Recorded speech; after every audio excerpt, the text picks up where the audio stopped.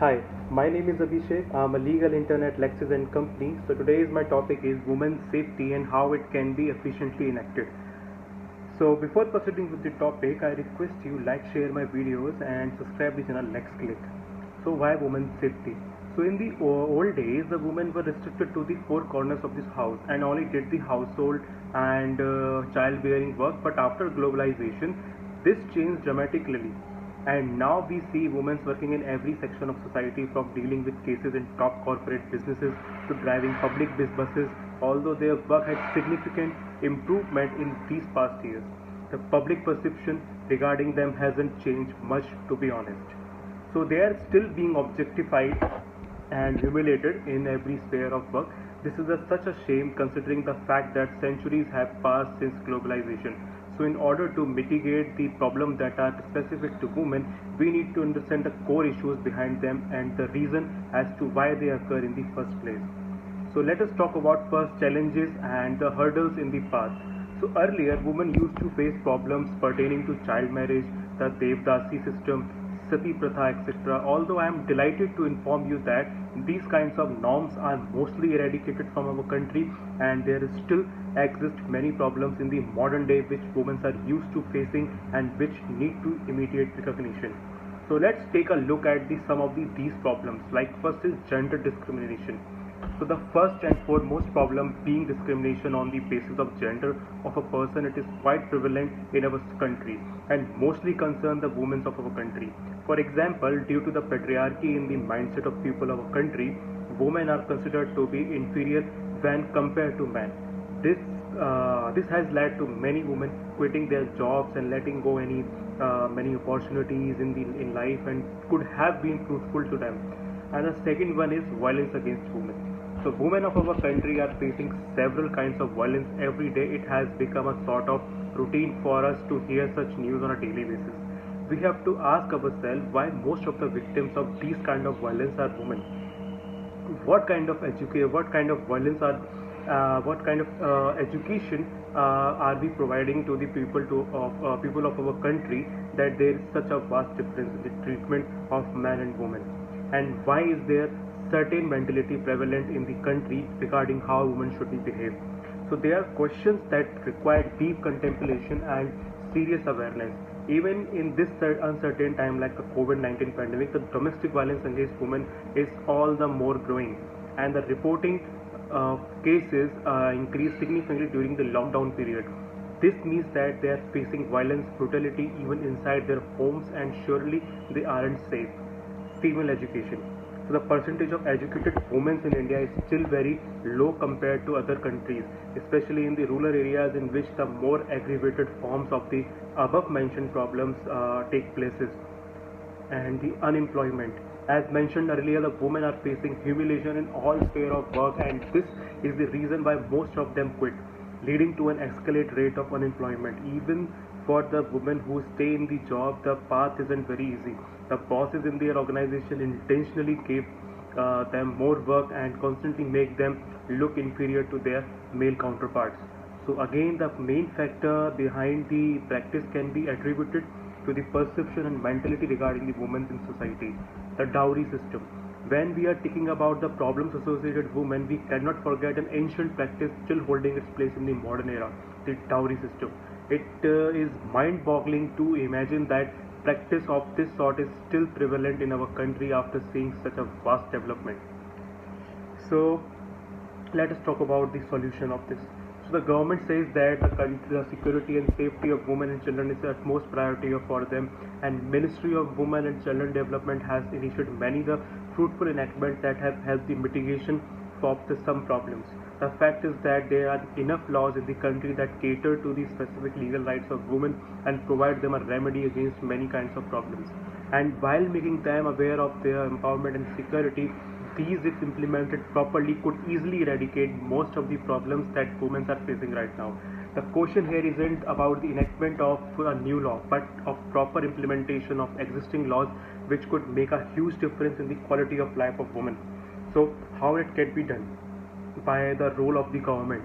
The government should specifically target laws like Dowry Prohibition Act 1961 or the Medical Termination of Pregnancy Act 1971 and ensure that the concerned legislation is implemented properly and its effect is enforced throughout the country. So there is no point in having a law that is excellent on paper but never see the light day. So there must be a significant improvement in the infrastructure related to the legislation, but be it physical or intellectual, in order to protect the rights of women. The government fund should be utilized in a way that provides immediate relief to the victim, because compensating them after a certain period of time won't have much effort on their condition. The fast track courts, which could in turn provide a one-stop crisis center for all issues pertaining to women, is an amazing example to build upon. And similarly, shelter homes, if provided with adequate infrastructure and funding, could ensure a welcoming environment for women in distress. Police stations also have to be welcome to women so that more and more of them register their cases and complaints. The statistics clearly shows that the crime against women are underreported severely in our country. And for a democracy like India, it does not help us at the international platform, either when it comes to a relationship with other developed countries. So suppressing the grievances of women only embodies the perpetrators to scattered in the country and tarnish the system's efficiency in the eyes of people. So according to Thomas Reuters survey of women's safety, India was ranked as the most dangerous country for women in the world, and clearly something is lacking on the part of government also. So and so in this we can effective policies at work. If we have effective policies and they are working efficiently, then we can also eradicate some of the problems regarding women which are faced by women.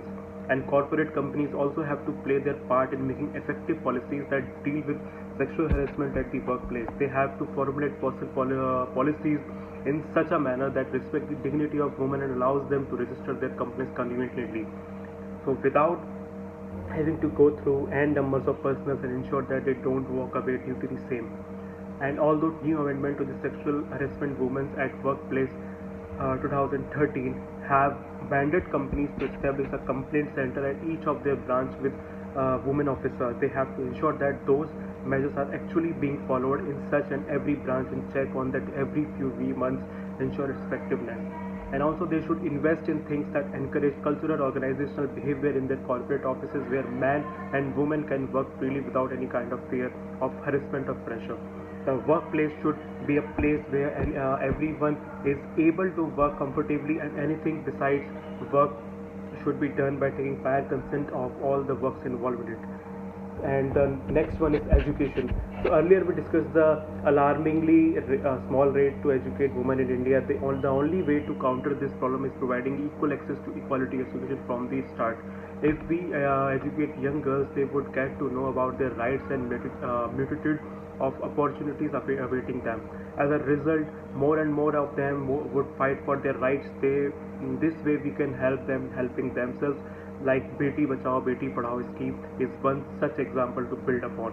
The positive is, although there are many cases in which the government could be blamed for the lack of strong policies concerning women, there are also a host of instances where the government had in fact acted according to the situation and amended various kind of laws in light of charging circumstances of women.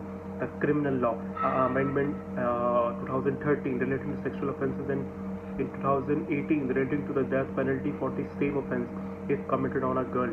And our government has also taken many initiatives that improve the security and safety of women. Some of these are Nirbhaya Fund for projects related to the security and safety of women in India, the concerned authority for the same in the Ministry of Women and Child Development. So ITSSO, a special online tool for the analysis and monitoring of real-time investigation in sexual assault cases, relates to the Criminal Amendment Law Act 2018. 112, the Emergency Response Support System for Computer-Based Aid to detect the location of the victim in distress, started in 2018. Cybercrime Portal, launched by Ministry by Home Affairs on 20 September 2018, facilitates the report of obscene content by citizens of the country. Along with this, cybercrime forensics lab have also been established in many states, and training of a large number of officers for the said purpose has also been initiated. So let us talk about the way forward in this. though there are many loopholes in the administration of justice in India, which hinder the process of multiple occasions, I think the most important of them is government accountability. The government has to take active participation in dealing with the matters related to women. They can't must watch from the backseat. They must act accordingly. So the first and foremost step is in that will be increasing the access to remedial facilities in the rural and semi-urban areas. Secondly, there has to be dedicated institution and monitors the implementation of various laws concerning women. And thirdly, access to education has to be dramatically improved. So that's it